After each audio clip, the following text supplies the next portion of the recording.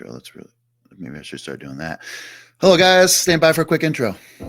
Welcome back to another episode of the Strongman Winner Circle podcast with Nicholas Canby. Get out of here, Abby. I'm your host, Nicholas Canby, and this is episode 84 with Josh Spurgeon of the USA. In his short career so far in Strongman, he's accomplished some great things. He made the OSG Finals 2 years in a row. He took third at the Arnold Amateur last year and also won the Shaw Classic Open, which grants him an invite to the strongest man on earth at this year's contest in Colorado. So let's sit down with this static monster and talk all things Strongman and his plans for 2025 prior to the strongest man on earth, and what does he have in store for us in the community? Let's find out on today's episode of the Strongman Winner Circle podcast with Joshua Spurgeon.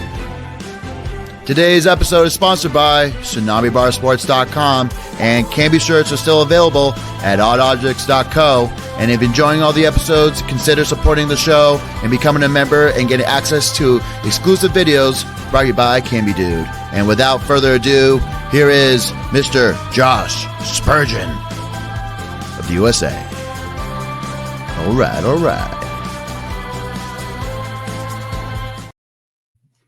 And we're live. Hello, Joshua. How are you? Good, Canby. Nice to see you. How's it going? I'm doing well. My wife wanted to hop into the episode and do a little bit of the part of the intro, but I couldn't let her do the whole thing. But yeah, that's pretty cool. I figured that might have been your missus, but I wasn't sure. Yes. But yeah, she got a quick appearance. But to start off the show, was Santa good to you? Oh yeah, he is every year. I'm always on the good boy list. Any lifting related presents this year? I might have treated myself before OSG to some new lifters and trainers, and then I got some new runners all from Tier afterwards.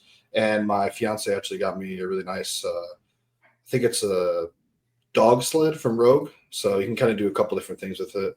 But it's a sled with, you can buy some attachments, and it's gonna be really useful for training. Oh, interesting. Now the Tier, I got a pair of Tier shoes for Christmas, but I got the carbon fiber lifters. Have you tried those yet? No, I couldn't justify the price just yet. But if you tell me that they're great, I can justify it. I just haven't met or seen anybody with them that I trust yet. I'm still testing it out. The only thing is, I've done this twice on the Tiers, is that like I'm a size 12, but I feel like their size 12 is a little like off compared to other size 12. So like my feet feel cramped in it. So I'm trying to figure out if it's me or is this heavyweight Canby and I'm no longer a 12 and I'm a 12 and a half. So I'm trying to figure out if it's me or the shoe. I usually buy 13s and I buy 13s there. And I think I could get by with a 12, but I think like if I get a 12 and a half, it'd be perfect that Tier. I think they run a little small, but maybe my foot's wide. All right. So maybe it's not just me. But I was thinking before the show, have you, your friends back at home, the training crew, have you guys figured out a nickname for yourself yet? I knew this might come up, and no one's came up with a nickname yet. I figured you might come up with something here, but Connor Gordon out of Sweaty Pig has desperately been trying to get something to stick. The Sweaty, I think he chimed in to Lucas's episode, and he wanted to do the old ham steak for Lucas, but no one's called you the Josh the Spurgeon yet. No one says anything about Sturgeon because there's actually another amateur athlete. His name is Sturgeon Anderson up in he trains where Lucas trains. Out of the dungeon. Oh, interesting. All right, yep. So you don't want to be an ancient fish. No, I think he already has that covered. So, but I also not. You can't really pick your nickname. I feel like it just happens. It is, except if you're Brian and you want to be called Gigantor. True. Yeah. That was a fun. I think that was 2017, but that was fun. But yeah, anything in the comments, of course, people put it in. But since this is the first year of the episode, of course, usually you start out with the year, of course, New Year's resolutions and different goals. But have you set out kind of a New Year's resolution goals for yourself in the when it comes to lifting in Strongman? Yeah, of course. I mean, I haven't made a post yet, but I've been thinking about what to say. Really, I kind of took a social media break I'm still on it, but I didn't post anything after OSG. I just kind of wanted a mental break. But, you kind of reflect and look back on 2024, the year in the past, and you kind of see what you could have improved on, what you did well on, and what you could do better on. And so one of my biggest flaws is probably recovery. And that kind of pulls in like diet as well. Really just like if I could fix two things that I think would massively improve me would be sleep and diet. And my diet's not terrible, but it could always be better. All right. So is it more just being kind of always kind of prepared? Like I kind of go through my week sometimes. So when I'm on, I'm making regular trips to Costco and prepping all my food. But a lot of times it's the trips in between trips, I'll run out of food or run out of frozen goods, and then I kind of scramble and just do what's easy in between then. And that's when I get into maybe the pizzas and the subs and everything else. Is exactly me. Honestly, I can go to Sam's Club, but if I don't do the math and I don't buy all the stuff and I run out, say Thursday, well then, it's Friday, Saturday. I go on Sundays. I kind of am lackluster a couple days every week. Like Monday through Thursday, I'm like perfect, except for my sleep's messed up those days. And then it like switches towards the weekend. Sleep's great and diet lacks a little. It's because I'm not in as good of a routine, I would say. Interesting. But you're a Sam's Clubs guy? Yeah, it's what's close. The Costco. All right. Well, this is a Costco podcast, so I think the podcast is over. Thank you for coming. Right. But I haven't been to Sam's Clubs in a bit, but still, bulk meat is I think kind of the way to go. I think most of what I buy is. That's where I get all my red meat from. But now about sleep. Are you just up at night? Are you playing video games, watching Squid Game? No. Honestly, so I work longer hours Monday through Thursday, and then I have a half day on Friday. And so I get up about 5:30, and I'm at work by 6, and then after work, so I work 6:30 to 4. Then I commute to the gym. I'm there about 5. And then, that commute can sometimes take 20 minutes. It can sometimes take an hour and a half. It just depends on the traffic in the city, what's going on, things like that. So it's very hard to almost be consistent with that aspect of it. And then I train until I'm done. So sometimes I get home at, 8 o'clock. If I'm in prep, like for Shaw and OSG, I was getting home like between 8 and 9.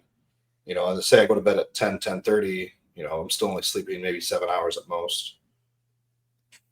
Now, are you because I think I was talking to James Deffenbach about this, is that like after a big lift, sometimes you get the adrenaline pumps and it's really hard to go to sleep after. It's almost like the same kind of feeling after a contest. You can't really go to sleep just because the adrenaline kind of coursing through your veins the whole day. But is that kind of a component? Because that usually kind of messes me up, especially like hit a nice PR or like I hit exactly what I want to hit on a difficult day. But can you relate? Yeah, I definitely can. If my fiance can attest to this, like say I hit a big deadlift, I'll be tired, like physically, but my mind is still awake. So like I can sit on a couch and like look like a zombie, but I like can't fall asleep yet. I like need to like almost relax or cool down, or I just need to. I usually say I need to wind down. That's usually what I say. No, interesting. But speaking, so fiance, when's the wedding? I'm not sure, honestly. We got engaged in October, so we're still trying to figure things out. And living in Louisiana, but we're from Ohio, it's kind of difficult to plan things. All right. Interesting. You guys want to go back? Are you guys both from Ohio?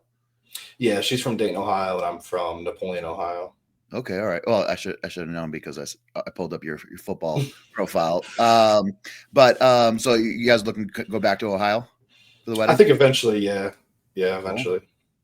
Well, very exciting time. I remember, of course, my wife and I planned the wedding. Of course, we had a great time, and we did it, of course, at my parents' place. So it was very magical. So I hope you guys have a very magical wedding as well. But speaking about other plans, we're going into the off season now. So you're about a month post OSG, but like, how's the body feeling? From the show, I feel good. Honestly, I've had an ongoing issue with my knees since I don't know, starting Strongman really. It was from my last powerlifting meet. Honestly, I got really strong really fast, and my tendons just couldn't keep up. So I had really bad tendon health in my knees. And I've had this issue for over 2 years now. So it started in the fall. 20. It was about 2 years ago in the fall it started, but it was my first show when I did OSG regional. But so Monday I actually am going to go in and get PRP for both my patellar tendons, and hopefully that'll promote some healing and bring it back to life. All right, interesting. So for anybody that doesn't know what PRP is, so the platelets enriched plasma. And of course, they take your blood, they run it through a centrifuge, and then they put it back in there, and it's supposed to increase the healing properties. So yeah, that'll be interesting in terms of how that affects your knees. So of course, yeah, keep us of course updated. But so you said that's on Monday? Yeah, Monday after work. I will get that done. I scheduled it before Christmas, but just with the way with traveling back home and things like that, that was the quickest I could get in. Now, what's the recovery after? How long do you have to kind of chill? With that? They said, and I'm going to put this loosely, they said return to competition 6 to 8 weeks. But I think that's a stretch. I don't like, I'm not saying I'm going to go squat 700 pounds in 2 weeks, but I think like I'll have full range of motion within a week, but I just can't like overload my knees. And because tendonitis, it's overworking your tendons repeatedly. So they kind of want me to take it easy and just work back into it, which I'm not in a rush for anything. So I don't see why I couldn't. All right. Interesting. But of course, I think there's so many athletes that have, of course, done that. I think I want to say Maxime and Sam Bellevue. I think they came through Boston. They were going all the way to Washington D.C. maybe, but they came somewhere in the Northeast to get some PRP done. But it's kind of a regular thing. I've yet to do it, but I've always admired even like seeing like Zadrunas or Martins, even not necessarily just PRP, but like going the next step, like getting stem cells all the way in Colombia. That's of course I always find that interesting and see what the effects are. But I remember talking to Zadrunas at last year's Arnold, and he said that he feels better now than he did competing in his 30s. So maybe. Wow. But he's not competing. But if I think he was feeling really good, he'd be going at it. But we'll see. But in terms of like the option, so like once of course you're kind of cleared to go and feeling a little better after the PRP, what's your off season look like, and kind of where are some goals? So I talked with Laws competition wise, and if there was going to be anything to do before Strongest Man on Earth, it'd be the Arnold. But I just don't think getting the PRP and only having maybe a couple week prep, it just wouldn't be smart to go, and it'd almost be just negative, towards the Strongest Man on Earth. I don't think it would be anything positive towards my career. I just don't think it's worth the risk per se, or physically or financially at this point. So I think the next thing on the list would be Strongest Man on Earth in August. All right, so kind of put in a huge prep. Now, so like for instance, like have you like chatted like a little bit like what you're gonna do during the time? Are you gonna go kind of through maybe like a hypertrophy phase and then like a power block? Have you kind of thought that far yet? Maybe not pen on paper thought that far, but we spoke about, we're going to try and recomp. We're going to try and fix my diet. We're going to get all of the things besides for actual prep for it kind of sorted before then. So then when prep comes around, I can just change and instantly go into it and feel good, and not have to try to do everything at once. Cause it's kind of how the last shows have been. They've all been about 3-4 months apart. By the time you finish one, you start prepping for the next one. And it's kind of hard to prep for something and fix all your other, the little things that maybe don't mean as much as, lifting all the heavy weights, but they do go into it and they will make a difference, at a show like SMO. All right. Interesting. But yeah, that'll be pretty exciting, especially when of course the events come out and the rosters. But of course you're probably you and probably Mitch are probably the only ones that are guaranteed locks. Everything else is probably like up in the air, or maybe the podium's automatically back. But like, I would say they started figuring out like the smaller roster a little bit after Worlds, right? So we won't really find out until like May or June. Yeah, I don't remember. I'm sure we could look on Instagram and find out the exact date when they announced it. The athlete's going to know a week or two before. But I looked at last year's roster versus the World's Strongest Man finalists, and I'm almost positive maybe 9 or 10, maybe all of them, all the finalists went to the Strongest Man on Earth. Oh, interesting. So yeah, I imagine a lot keep by, and then I imagine like maybe like Mateus. I know he tore his ACL. I think potentially if he stays healthy, he could be a show like that if he wanted to. Oh, for sure. But I think last year he was just like, I think he got invited, but they said something along the lines of he's gonna wait to see how his body feels. He wants to at least make it there. So sometimes that's half the battle. But we're, of course we were teasing a little bit. So we were talking a little bit in terms of like, I wasn't exactly sure, but of course I took a look back. I know when we first met at OSG last year. I know you like came from powerlifting, but like, how did you originally get into strongman, and like what kind of inspired you to start lifting heavy things off the ground? So lifting heavy kind of started in high school. Really, I mean, I played football. You know, just like everybody else probably in the sport of strongman played football if they were able to. I played football in high school. I wanted to play in college. Of course, like when I was in high school, I was watching, you know, Prime, Brian, Thor, and Eddie compete at World's Strongest Man. And I was like, oh man, that's pretty cool. You know, I'll probably never be able to do that. But, you know, at the time I was like, that's pretty cool. And so then I, you know, went through the football route, played a couple of years at University of Toledo, and it just I wasn't quite getting what I wanted out of it. And my academics weren't keeping up with how they should have been.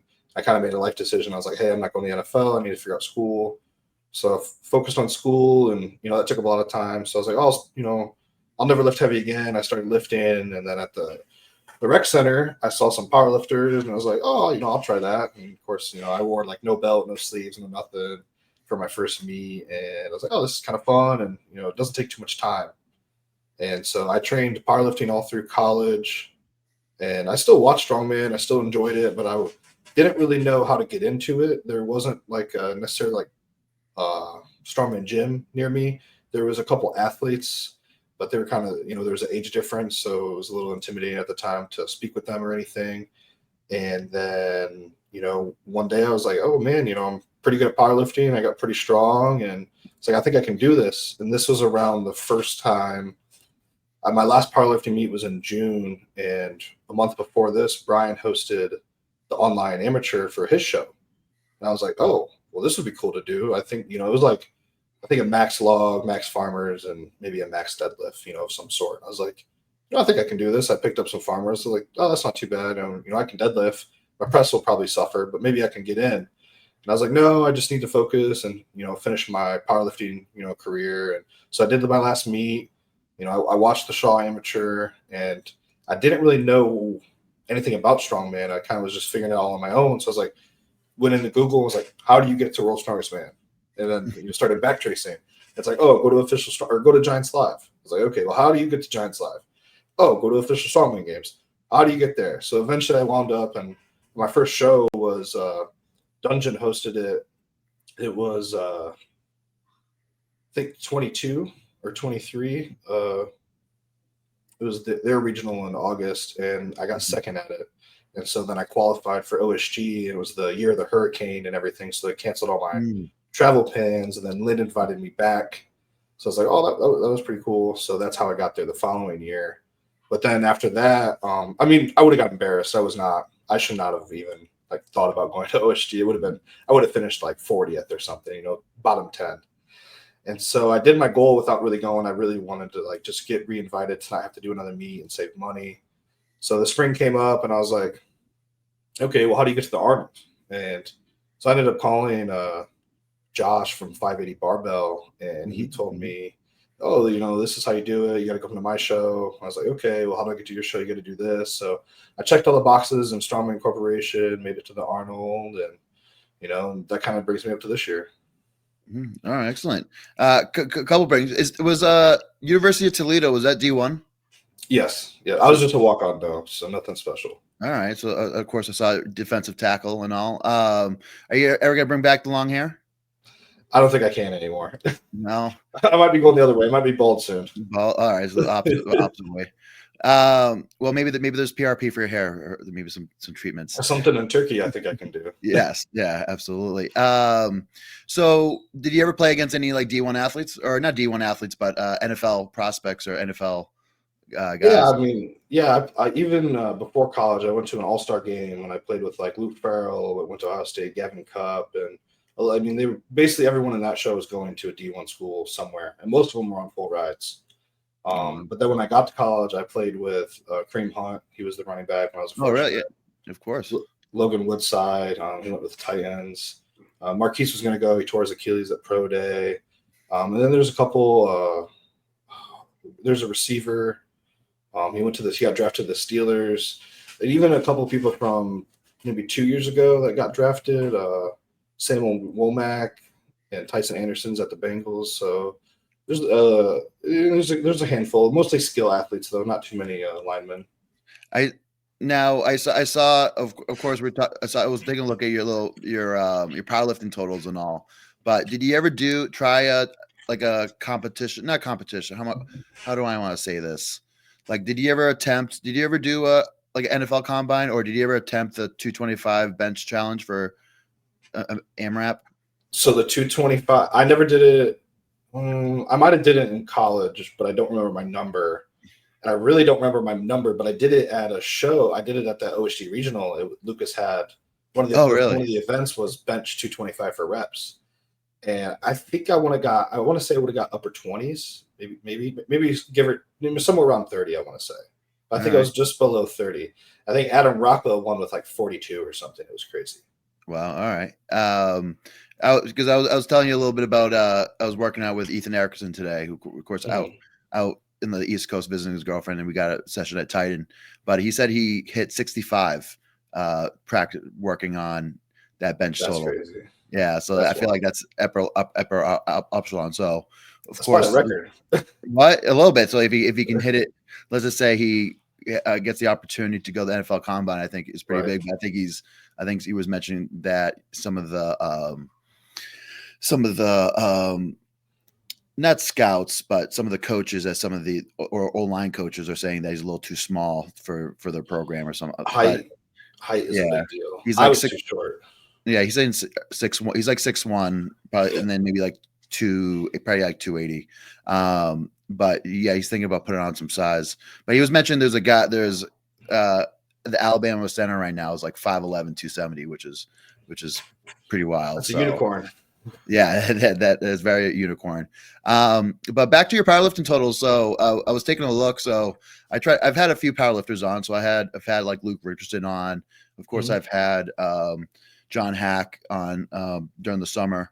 I think John Hack's that new total he hit is like 2,300, right? If I didn't look up before the show. I don't remember what he hit, but I know it's like the best dots for male. I'm pretty sure. Yeah. So I want to say with you and Raps, you beat Luke Richardson's best raw total by like 20 pounds. And then so I think right now you're like the second best powerlifting total that I've had on the show. I'm pretty sure. I want to say I've had I'm second to John Hack. That's pretty good if I have to say something. So yeah, absolutely. I was taking a look. I think I forgot to screenshot it, but yeah, some pretty good numbers. So pretty impressive. But now, did you enjoy your powerlifting days, or did you think that like Strongman was way more appetizing and entertaining? I enjoyed powerlifting, but I think it's because of who I lifted with. Sure, yeah. My only regret, I mean, it's not really a regret, but I wish when I was powerlifting, I would have did bigger meets. I just did what the people at the gym were doing, which is nothing wrong with that. But I think if I wanted to pursue powerlifting, the next step was to do bigger meets that not necessarily had cash prizes, but more notoriety, like Ghost Clash, things like that. Just more of those exhibition shows. Okay, all right, interesting. Now, do you have to get invited to those shows? I think you have to have a certain dots, and then I'm sure they reserve certain spots. Like John Hack's invited to every powerlifting show ever. There's certain names. Dan Bell's invited to everything. But I think you had to have a certain dots to qualify for like their pro day or amateur day. Well, what is dots again? Is that like the Wilkes version, or is that different? It's the Wilkes version that's more fair between all the classes. So Wilkes very favored just lifting heavy, didn't really care about body weight. So once you reached a certain body weight, it didn't really matter. Where dots actually takes into account of your body weight more heavily. Okay, all right, interesting. But yeah, we have a good line of listeners today. So hello, Mr. Greek Goliath. Good to see you. Of course, Hello, Brad. Brad's a regular guest. Dylan, thank you. Davio, thank you. Joseph, thank you for all for tuning in. So we talked a little bit. We mentioned before, kind of like the lead up. But like ideally, like for instance, like I imagine the Shot Classic might have like another huge like deadlift. Like, do you want to like try to like pull 1,000 pounds or pull upwards or close be prior, or you just think you're gonna give it to Laws and you'll guide you. But like, what are you thinking? I will honestly say I give my full faith in Laz. I don't really do anything he doesn't tell me to. Like I don't do anything that he doesn't tell me to do. I don't go off the program really. I'll call audibles. Like if my knees are hurting, I'm not going to squat. I'll just go on to the next exercise. I know squats can flare them up sometimes. So if they're already, I work up to 315 and it's like excruciating, I'll just go on to the next exercise, things like that. Or, go over to leg press, something that's not as, intensive on the patellas. But hopefully leading the show, I won't have to do anything like that. And I can really just stay 100% to what he wants me to do. But I've yet to quote unquote max effort my deadlift so far. I like for a single, I would say at OSG that 6 reps. I don't know if I would have got 7. I might have blacked out. But as for like a single, I haven't maxed. The most I pulled was actually leading into the Arnold last year from the floor. I pulled 885 raw with like no hitching. I didn't pull a single elevated pull for that show, and I think that was a very similar pull to like Shaw's. Oh, interesting. So it'll be curious, but we're gonna have to run a quick commercial break. But I want to talk a little more about deadlifting when we get there. Sure. I want to really kind of break it down, especially when we have great deadlifters on the show. But quick commercial break, and we'll be right back. Are you ready to shake up your training? Are you ready for your next challenge? Tsunami Bar Sports is here to boost your power, stability, and coordination. Whether you're superloading and using it to target barbell-centric movements or using it for ballistic weighted plyometrics for more sport-specific purposes, the Tsunami Bar has you covered. Our patented and flexible barbell technology is designed to help you improve in all things human performance. Discover the difference at Tsunami Bar Sports today. Visit tsunamisports.com to learn more. Use CAMBY10 for 10% off of any Tsunami Bar product, or pause the screen and use the QR code. Now back to the show. Have you got floppy yet? Have you tried the Tsunami Bar? No, I've only tried the bamboo bar. I have not tried a Tsunami Bar yet. All right. Well, of course, it's all the cool kids are doing it, so maybe something to consider. But going back to the deadlifts, I think for the listeners that you guys are tuning in, so this year Josh won the deadlift at the Arnold, won the deadlift at the Shot Classic Open, and then won the deadlift at OSG. So pretty easy to say that you're the best deadlifter up and coming out there. So what's the secret, or what's your philosophy when it comes to deadlifting and making a good deadlift and making a big deadlift? I kind of break it down, and I've made videos privately. I've never really posted a tutorial, but when people that I get close to kind of ask me this question, I'll record a little video and send it to them. But I always line up, midfoot, pull, bring your shin to the bar. You want to think bend the bar, don't just grab it. I always say bend the bar. Whenever you're squat, benching, or deadlift, you always just want to pretend you're bending the bar, and then kind of sit back. Your starting position is unique for everybody, and engage your lats and pull. There's to me, it came very naturally. And I've pulled sumo, I've pulled conventional, went back and forth and everything like that. I've always been pretty good at deadlift. So I'd say like Laz really hasn't ever really coached me on technique for deadlift. It was something that kind of just came naturally. Now, when you say bend the bar, is more like kind of like bending the bar around you so you engage your lats, like all your lats? Is that the cue? Yeah. So I always think bend the bar, and it also helps you take the slack out as well. So even when you're overhead pressing a barbell, unless you're doing suicide grip, you want to think bend the bar as well. It's the same principle there. Okay. All right. Very interesting. Now, in terms of like either like programming or just steps throughout the year and to get your deadlift bigger, do you have like a favorite variation? I really just like pulling from the floor. I like the standard deadlift. I haven't experienced too much with pause reps. I do like banded deadlifts, bands from the floor, so it's harder resistant at the top for lockout. And sometimes laws will have me do bands, from above, and it's just really to feel heavier weight in hand, feel what it feels like on your CNS. I know I did that a couple times leading into. I think I did that once leading into the Arnold and once leading into the Shaw, just to kind of feel what I think I pulled maybe up 9 something, for those, just to see what it felt like. All right, interesting. Now, when it comes to, let's just say, like a weekly, were you like, for instance, like even like building up to your deadlift, even when you're like kind of like first starting out, were you deadlifting like once a week? What, deadlifting twice a week? Would you ever have like a volume day or a speed day? Do you ever mix those things up? So when I was powerlifting, I had this weird little, I don't want to say injury, but almost like aggravation in the middle of my back. So I would deadlift and squat on opposite weeks. So I was only deadlifting and squatting once every other week. But since switching with laws and getting into strongman, right now I actually have 2 deadlift days. One's like an accessory, kind of do whatever you want, 3x10, and we're keeping everything moderately light right now. Anyways, it's more a muscle or hypertrophy phase. And then leading into prep, though, he'll have me do speed doubles, speed triples, after I pull some heavy weights. Or it'll be 1 week is speed, next week is standard, speed. So it's kind of every other week, so you're not taxing yourself every week. All right, interesting.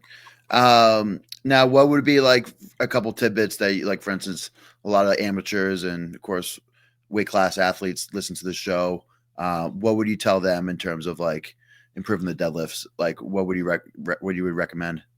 This is going to hurt a lot of people, but don't use figure eights. Just stop using figure eights. I That's a great piece. Personally. I don't like them personally. I pull worse with them. I know with like axles, you have to use them.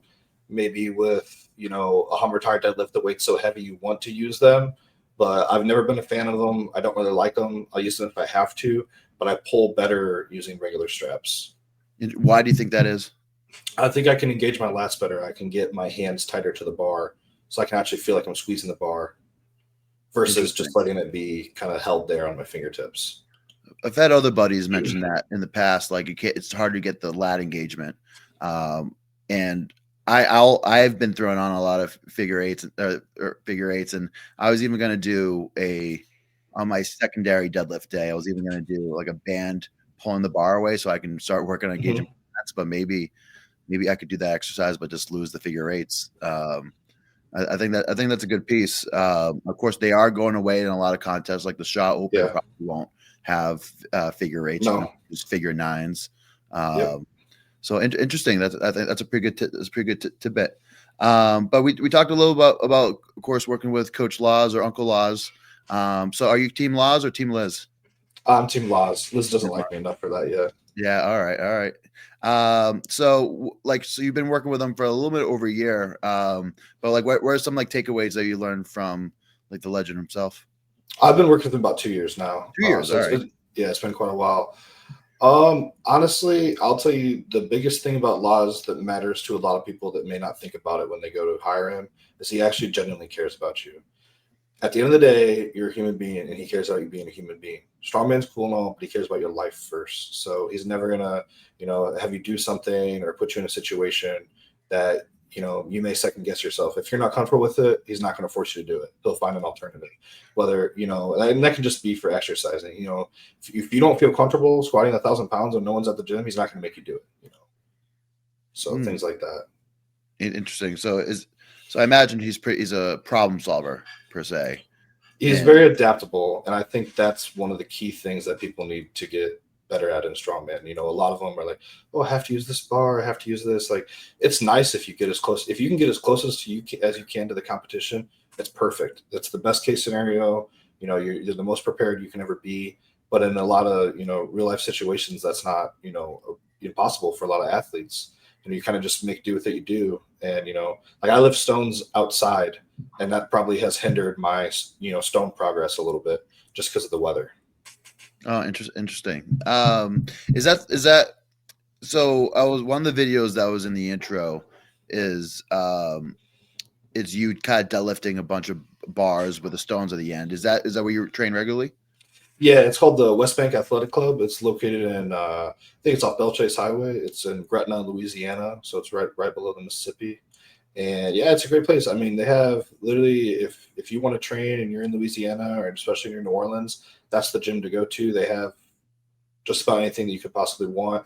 And if you're a member like me and you ask a little bit and you're a nice guy and everyone likes you, and you help out the gym, he'll accommodate you as best he can. He tries to accommodate everybody. That's his philosophy.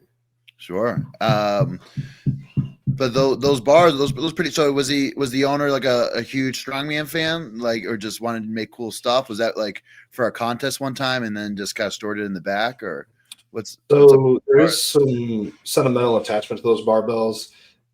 I don't want to misspeak, but I think they were his best friends. Like he owned a gym. His name's Bumley, owned a gym, and I can't remember the other guy's name, but he owned a gym. But he passed away in a tragic accident, and he owned those barbells. And Bum, took care of them, took them in, kind of absorbed them. And so he always loves it when someone can pull them. And when I did those deadlifts, it was on the the memorial passing. All right. Oh, of course, very cool. Now, what's the heaviest bar with the Atlas stones on the end?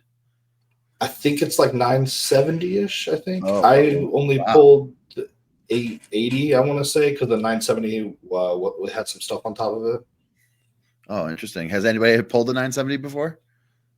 I don't think so. Maybe one person. That's pretty crazy. I don't think so. I think there was one other person that used to train at the WAC that had a really good deadlift. That's pretty wild just to have a piece of implement that no one's lifted, or even only one person's lifted. Yeah. That's pretty wild. But kind of going back to Atlas Stones outside, I also, of course, since so much, let's just say even all your events this year were all inside, right? So like think about applying tacky, of course, that's a huge other kind of component. And what do you do if it's raining? You get to push it on to the next day? Yeah, I mean, it's one of those things, like if it's raining, maybe I'll just go load sandbags instead. I have some heavy sandbags. It's similar movements, but the technique is a little different. So maybe that's hindered my progress some.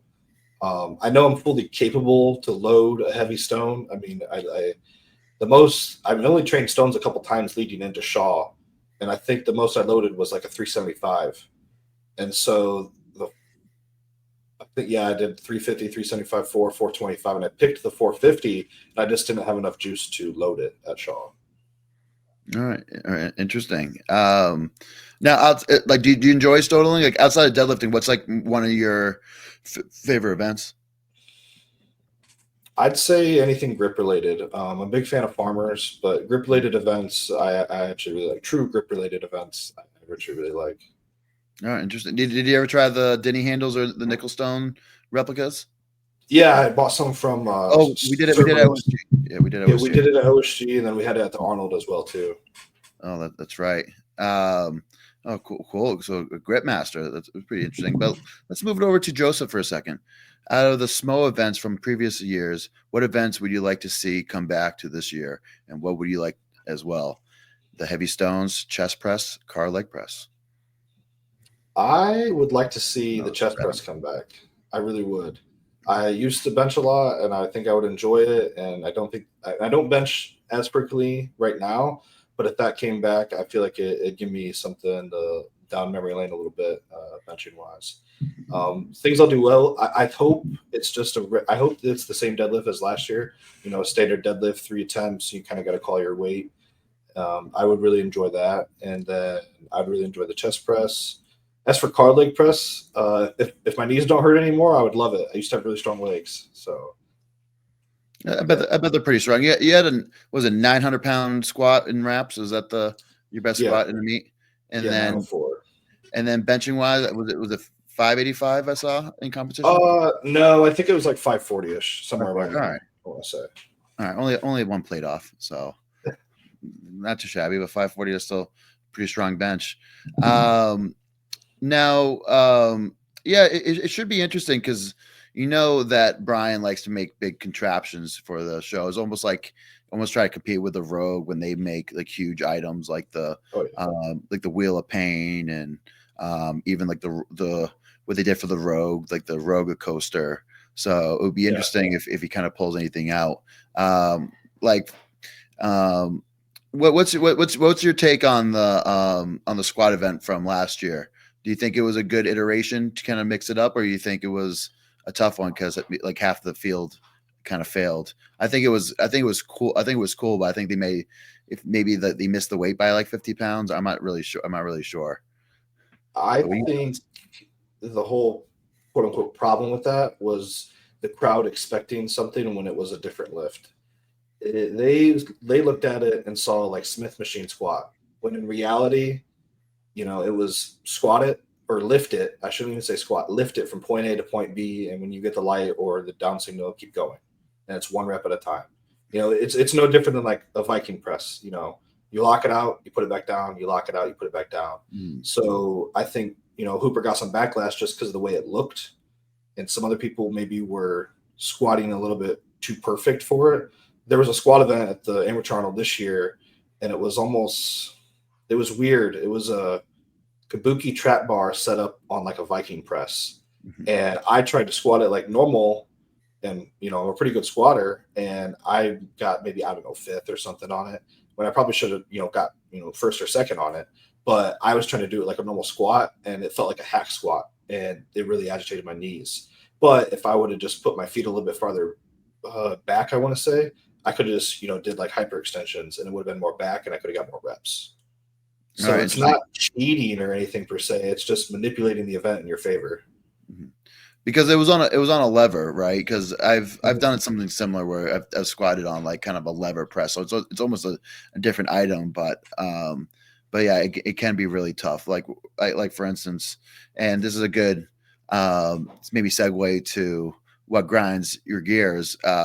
What grinded my gears in 2021? So we did this car squat in Russia, and the bar was loose, so it had like a fixture, a fixture, and the bar was loose in between there. So when I got to the bottom of the car squat, and of course at that time I was always still squatting heels, and of course a little bit kind of like Olympic squat, because that's what I kind of just tended to do. But I would squat, and at the bottom of that car squat, all the weight would come off at the bottom, and then when I get back started coming back up, all the weight would come back on. So I ended up getting only like 2 reps in the winter, got like 13, but the rest of the show I was getting like for either first, second, or third.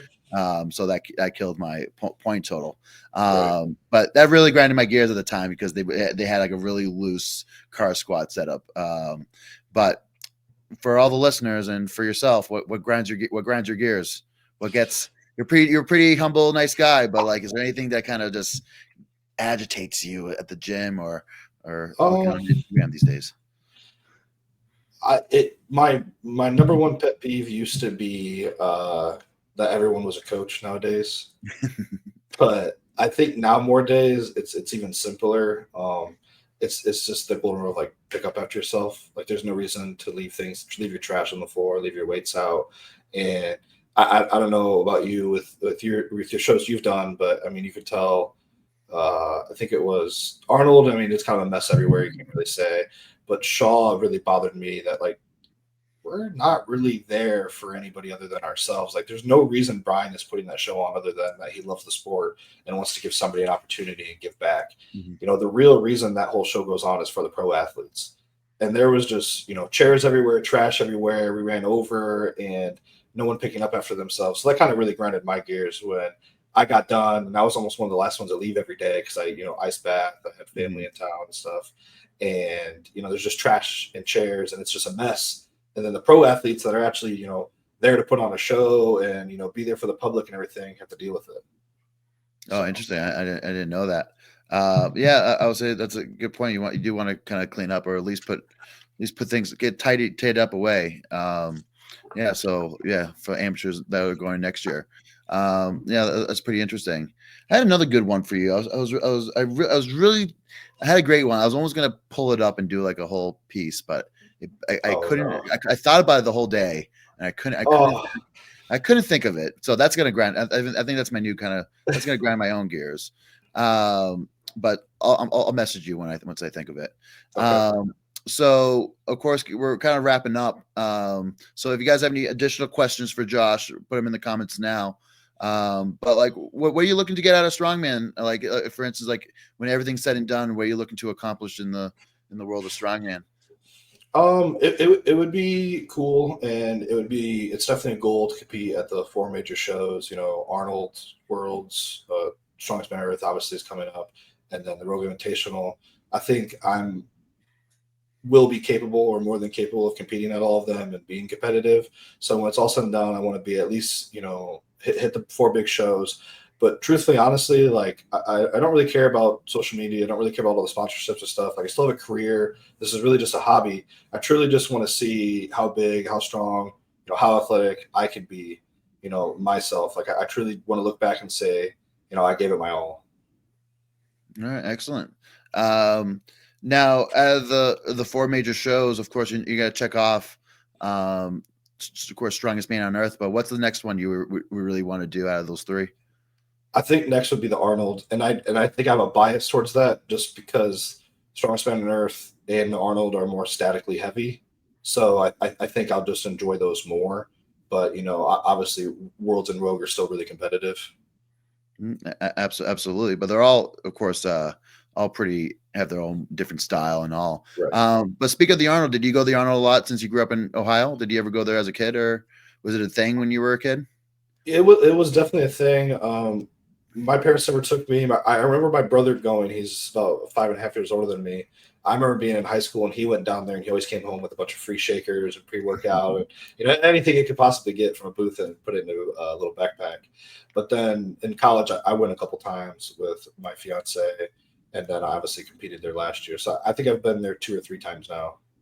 All right, excellent. Now, are you chewing at all of coming to the Arnold this year and just checking it out? We talked about it actually. We talked about flying up because it would give us an opportunity to see some of our friends and family possibly too. So being in Columbus, it's not that far away from where we lived.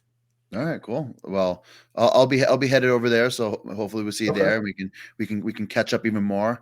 But it's I always say if anybody that's listening, they haven't been to the Arnold, and of course you're really interested in strength sports, I think it's usually I always say seeing is believing. So you always see guys online or guys on TV doing great things, but when you see it in person and then able to see different details, even get the opportunity to see even some of the amateurs kind of warm up and do really well, then it kind of puts in a plain picture that it's a little more in reach than it was maybe otherwise. Maybe you thought in the past it's impossible to get to that point, but once you get to the Arnolds and see these guys, and then you're not only looking at for just strongman, but just for powerlifting and bodybuilding. So I always say it's very inspirational, and really drove me, really inspired me when I went in 2015.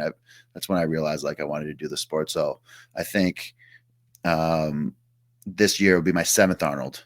So I've competed 5 times, and then last year I of course just kind of enjoyed and kind of worked, and this year I'm working. Well, this year I don't know if I can say it yet, but I'm gonna be. I guess I don't think I'm gonna get in trouble, but I'm gonna be in the animal cage. Max log in the animal cage. That's pretty cool. So Nadia did it last year, Yeah. and I was thinking, if I'm gonna do log in the animal cage, like what's a number that is respectable for heavyweight strongman? I think it has to be 200 kilos. I think there's. I was gonna say, is it a single or is it reps? It's just what do you want to do in the animal cage is pretty much the guy came up to me. I'm like, I think I got to hit a single at least 200 kilos. What do you think? It's got to be around 200 kilos, give or take. Depending upon what they have there, I think it's got to be around there. So they're sponsored by Rogue. So I imagine it's going to be on a Rogue log. So 135 empty. So I think it'd be pretty easy to load up all those weights and have 2.5. So I think I have to go for 200 kilos or bust. So, and I thought it kind of worked out with, of course, I just got the invite back to Europe's. I think it works out because I need to shake off the rust after not competing for almost over a year. So I think that would be a good way to kind of do a showcase and compete in. And of course the log. So something I'm pretty familiar with. So I'm pretty excited. This will be your first thing back after injury, right? It is. So Yeah. it's So, because I always say, God forbid you ever tear a bicep, but they always say 6 months yeah. after the bicep tear is a good time to start competing, or that's Yeah. like when you're first. Anything inside, you might be a little bit of risk. But Right.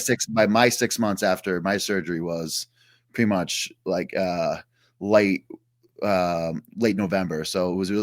literally try to do OSG, which was as you know, a killer fest in the open, Yeah. or kind of just wait out. But I've already done, I think in total I've done 6 OSG events. So I kind of just want to Jeez. change it up a little bit, just a Yeah. tad. Yeah. But No, I know. now? Since of course I know do you still have another 10 minutes? Are you still good on No, time? no, I'm not busy. I got time. All right.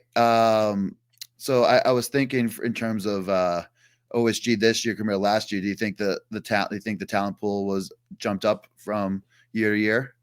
Since Yeah, you, I would agree with that. There's a lot of people I talk to that don't really understand strongman. So they're like, oh, you got sixth last year, you got ninth this year, and I'm like, on paper, I did worse. Like, there's no arguing that, and I didn't perform, and there was things that there's a little mistakes I made, and then I had a bad event. Obviously, I need to figure out bag toss or just throwing in general. But for me to compete and still make top 10 with a group of athletes that was there this year, I think that's an achievement in its own. There's a lot of people that are saying that like anybody in the top 10 could be thrown into a Giants live and hold their own. And I would agree with that. It depends on the events for everybody. And then you got people saying like, oh, he won Shaw, but only got ninth at OSG. Why is that? The simple fact of it is the events at Shaw were better for me than the events at OSG.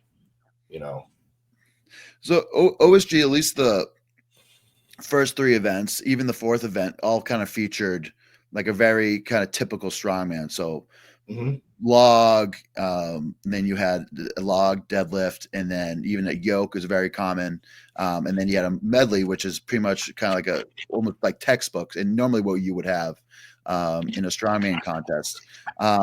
When we competed, of course, we had the medley with the anchor yoke press, so that threw off a lot of people. So you kind of had to be pretty. Did you end up getting the anchor yoke? Yes, I strict pressed inside. My knees were really working. Good, because I would say people would try to thruster off it, and I Yep. realized you could thruster a regular yoke, but you couldn't thruster that one. So No. I messaged Tyson Morrissey, one of the Australians who had access to it. I'm like, what should I do there? He's like, just don't try to thruster, just try to either strict press or push presses. And I went with the push press. And then like, of course we had the deadlift medley, and I even beat some like guys that definitely would outpull me, but I just was better going through medley and going through each stage. So I think I feel like it was almost a different show, but I think I would say, given that there was 3 World's Strongest Man competitors that didn't make the finals, I would say the talent pool was probably a little stronger, but I would say every year over year, the events was always different. So I think it's just a tribute to your dedication and to your skill that you're able to make the finals year after year. So I think that's pretty cool. So we'll keep it up.